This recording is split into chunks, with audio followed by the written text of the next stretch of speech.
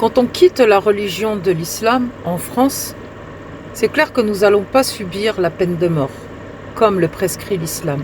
L'islam ne s'est pas réformé.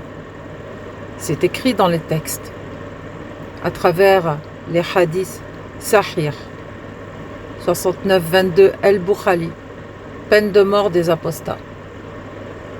Nous en France, quand on quitte la religion de l'islam, qu'on le dit publiquement, qu'on en parle sur des lives, en faisant des lives pour témoigner de notre apostasie, nous subissons la pression de la Oumma en France.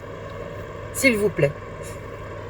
Une communauté est née dans ce pays, ce qui se fait appeler la Oumma, qui, par tous les moyens, va diviser.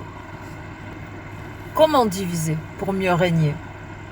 Rentrer dans les institutions. L'entrisme de l'islam est bien omniprésent. Cette religion est prosélyte. J'ai des amis du Maghreb, d'Algérie ou du Maroc, qui me disent « Quand je suis chez moi, c'est l'islam. Quand je viens en France, c'est la charia. » Mon pays, la France, aime la musique, aime faire la fête, aime la culture. L'islam déteste la fête, déteste la musique, déteste la culture. J'en appelle aussi aux musulmans modérés qui ne veulent pas de cet islam, de prendre la parole, de ne plus avoir peur. Et oui, parce que si je m'arrête à parler que de l'apostasie, sachez que des musulmans ont peur de cette Oumma. Et je me range du côté des musulmans qui ne veulent pas voir cet islam naître en France. Cet islam prosélyte, l'islam pur. Et aussi j'envoie un message à ceux qui ne sont pas musulmans et qui viennent dire à des apostats qui ont quitté l'islam, qui ont une mauvaise lecture du Coran. Je vous en prie, messieurs, dames, lisez le Coran. C'est comme ça que j'ai quitté la religion, en lisant le Coran. Cet islam est dangereux. Il n'a su s'imposer que par la force, le sang et l'épée. Aujourd'hui, il veut s'imposer par la même force, mais à base de Kalachnikov. Il est temps que tous les Français ouvrent les yeux face à cette minorité qui cherche par la force à s'imposer. N'oubliez pas l'histoire, c'est toujours une minorité qui a retourné un pays, pas une majorité. Sud Radio Berkov dans tous ses états.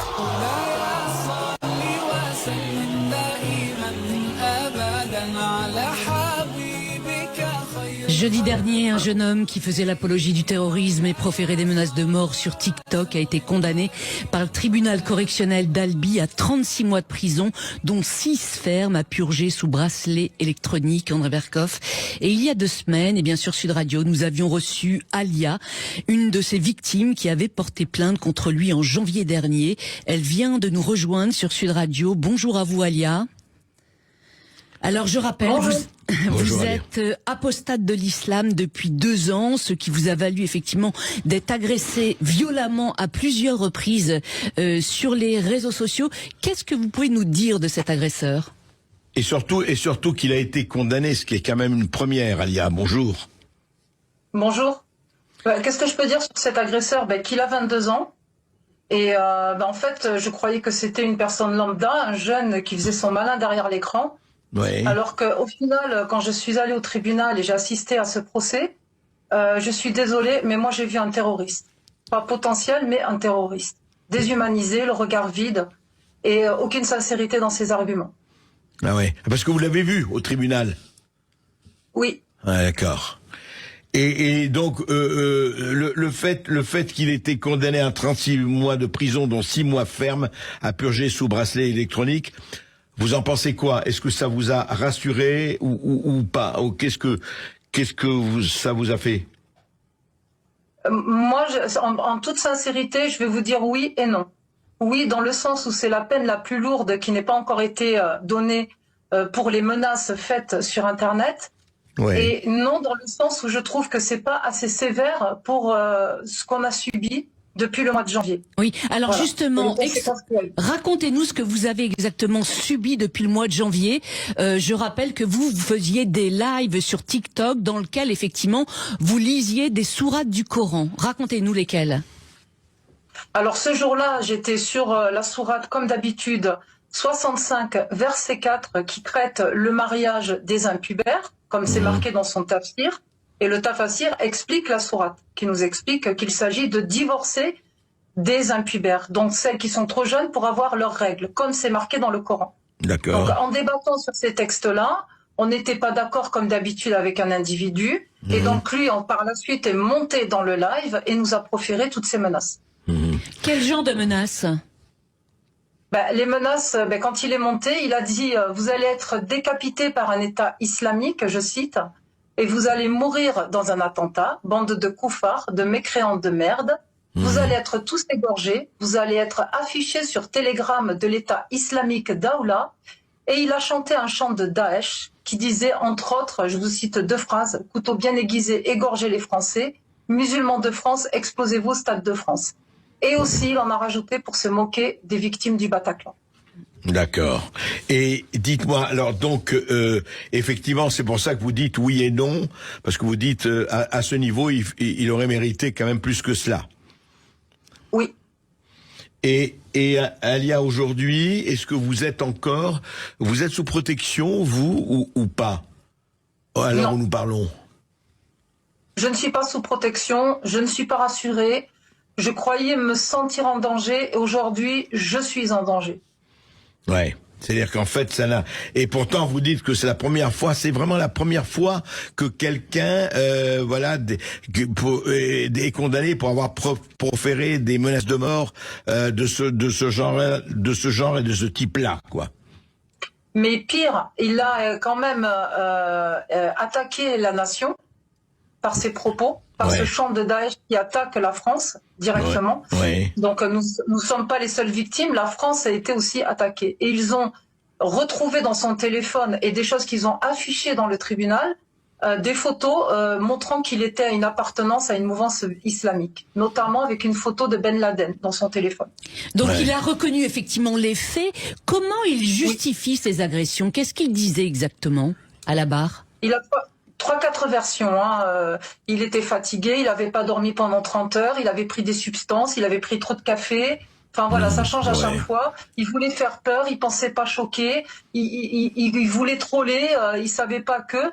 Mais quand on lui a rappelé les faits, quand on lui a montré les faits, c'est-à-dire le live de 3 minutes passé avec toutes les cochonneries qu'il a dit pour nous menacer, là je pense que à force de dire j'ai oublié ce que j'ai dit dans le live, on a bien compris qu'il savait ce qu'il disait, il alignait bien ses phrases, il alignait bien ses mots, et il a même chanté la chanson qui nous a fait écouter par cœur, sans faute. Ouais. Voilà. Et c'est ça qui est évidemment glaçant et on comprend très bien. Et dites-moi, Alia, est-ce qu'on vous a proposé une protection? Est-ce qu'on vous a proposé quelque chose et aujourd'hui ou pas? Ou est-ce qu'aujourd'hui, sachant ce qui se passe, les tribunaux ayant écouté ce qu'il a écouté et au-delà de la condamnation, est-ce que quelque part, à un certain niveau ou pas, on vous a proposé une protection? Au niveau, je ne sais pas, moi, de la municipalité, de là où vous habitez, etc., ou pas? Non, donc c'était pas sur mon lieu d'habitation qu'il y a eu le procès, mais en sortant du tribunal, moi et mon avocate étions terrorisés, parce qu'on a compris à qui on avait affaire. Notamment, il n'était pas tout seul, il était avec son ami. À savoir qu'on a dû partir en catastrophe du tribunal et que vite, je la dépose à la gare. Ils nous ont pistés. Ensuite, ils nous ont suivis auprès de mon véhicule. En partant, mon avocate les a vus se cacher derrière une voiture pour nous regarder. Pour nous regarder partir. Ouais, c'est terrible. Oui, aujourd'hui, ce sont des gens qui sont vraiment surveillés par la brigade antiterroriste? Oui, j'ai eu la confirmation aujourd'hui. Parce que je les ai interpellés. Je suis quand même allée faire une main courante pour signaler l'attitude qu'ils ont eue suite à la sortie du tribunal. parce que je trouvais pas ça normal. Et donc du coup, la brigade antiterroriste est sur leur côte et les surveille. Juste un dernier mot, Alia, vous avez été indemnisé, vous serez indemnisé ou pas là-dessus? Oui, à hauteur à peu près de 2700 € en tout. Ouais. De dommages et intérêts. Ouais. Et en revanche, les menaces sont là, la terreur est là. Et écoutez, on vous souhaite vraiment bon courage. On vous souhaite et n'hésitez pas à nous appeler s'il y a quoi que ce soit. Appelez-nous. Merci beaucoup. Merci à vous, Alia, Alia, d'être intervenu sur Sud Radio. André Berkoff, dans un instant, la culture dans tous ses états, avec la diva américaine du gospel, Lise McComb, et Manon Altazin, la première femme pilote d'avion sourde en France. Son histoire et celle de sa famille racontée dans un film puissant qui sort au cinéma le 10 décembre exactement. Elle sera, elle et ses parents, dans un instant avec nous sur Sud Radio.